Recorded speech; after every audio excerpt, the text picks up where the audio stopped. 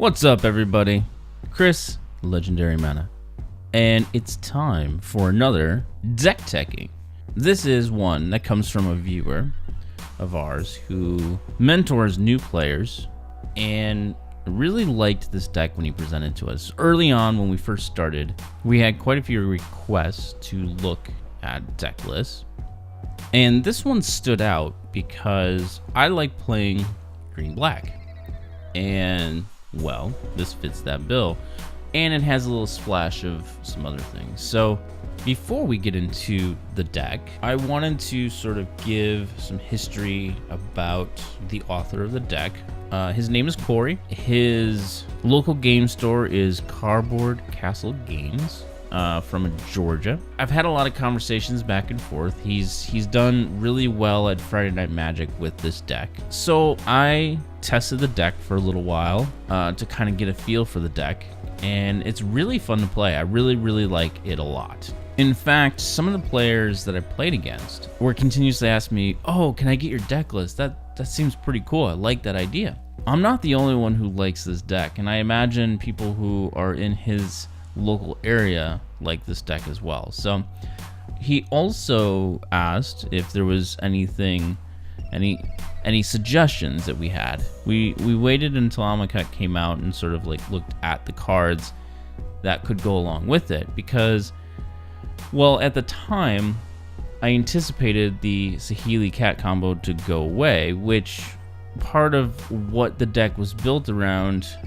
from my understanding, was to compete with those decks. And now that Saheeli combo decks are gone, I wanted to take a little time and look at it. Again, I'm not a professional deck builder. I'm just somebody who's very passionate about the game, who likes to come up with some different fun things to do. Let's first talk about his build that he presented to us, and then I will make a few recommendations based on what we've seen on Amonkhet. So without further ado, let's get into the deck. So we have this broken up into sections, and we'll start with creatures. So we have quite a few creatures in this deck. It's going to be starting out with Servant of the Conduit. Now, the idea behind the deck is to build up energy and duplicate counters. So Winding Constrictor is in to help add additional energy to your energy pool and set up for the other creature who gives +1/+1 counters, Verdurous Gearhulk, of course. So we have two of those guys in there. So we have 4 Servant of Conduit, 3 Winding Constrictors, and 2 Verdurous Gearhulks. Additionally, we have 2 Gonti, Lord of Luxury, and I love this card, and it works actually really well in this current meta. I'm actually building another deck around it. Next, we have Distended Mindbender, which allows us to take away 2 cards from the opponent's hand, one that costs 3 or less, and one that costs 4 or greater. Then we have 3 Ulamog, the Ceaseless Hungers, and I don't think this card needs any introduction, but it's a pretty powerful card. Next, we'll move on to the spells. The spells are pretty basic. We have 4 Aetherworks Marvels. Again, this is going to pair with the ramping of energy, just continuously getting energy. So you're going to see a theme here going through it. A lot of energy-based spells and creatures and so on and so forth. 4 Woodweavers Puzzleknot for both life gain and getting energy, because you can't have enough energy when you are playing this deck.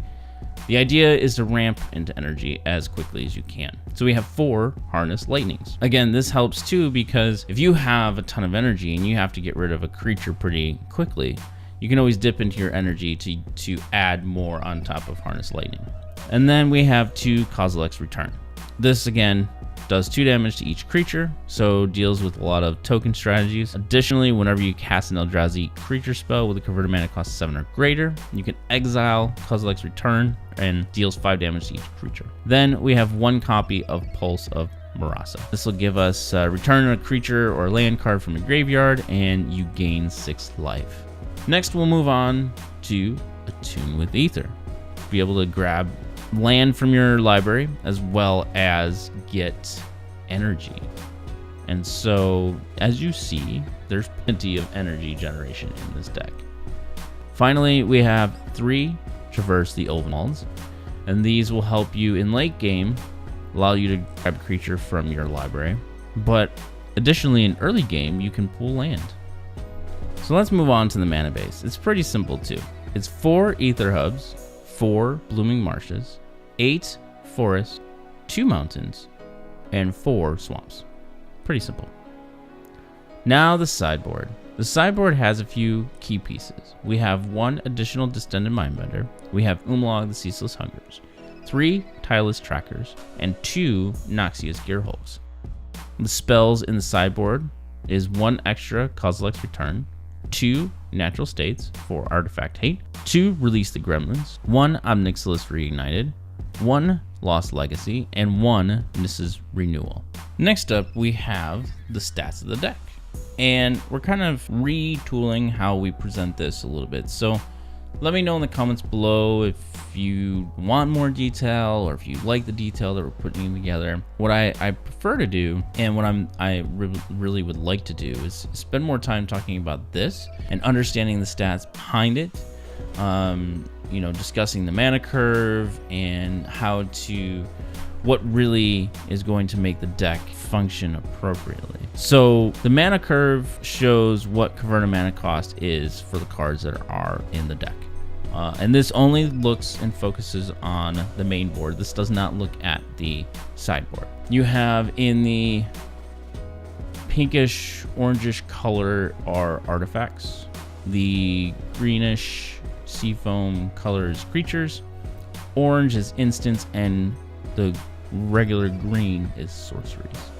So as you see here, the majority of your creatures are on the lower end, the converted mana cost of 2 or even 4, and 4 is even pretty good, and 5 is really good too.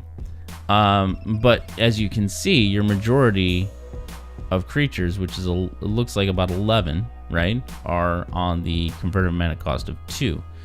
Also, your instants being in the 2 and 3 range is really good too. The curve of this deck ramps into the bigger creatures that you're looking for, like the Distended Mindbender and Ulamog, which really, in all intents and purposes, typically you're not going to hard cast Ulamog anyways. You're going to use Aetherworks Marvel to bring him out. So the card distribution, the land, creature, and spell ratio is really good.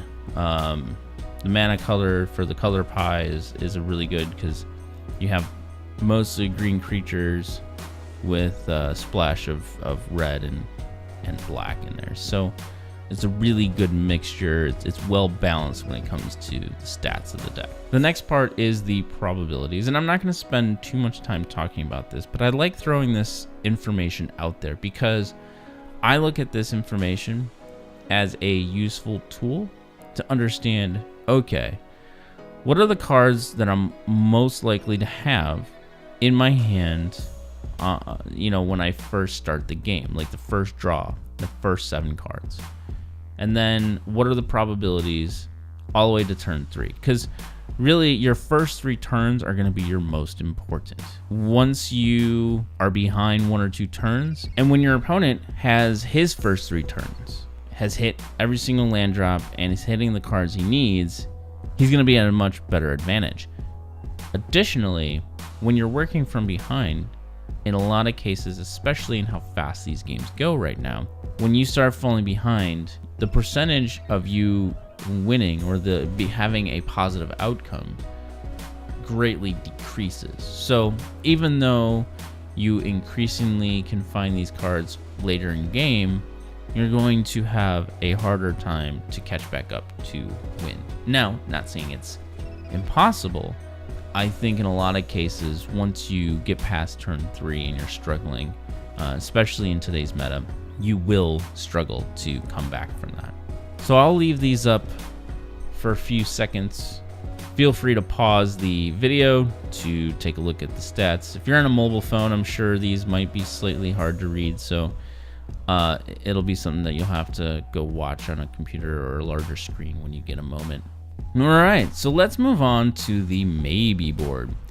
So this is basically our recommendations that we feel that could enhance the deck playability. And I tested the deck with these changes. And I was actually quite pleased with the result. But by any means, Corey, you built a deck that is really, really good. I wouldn't necessarily say anything has to change, but if anything were to change, these are our recommendations to changing in the deck. 1, Vizier of this guy, the green one.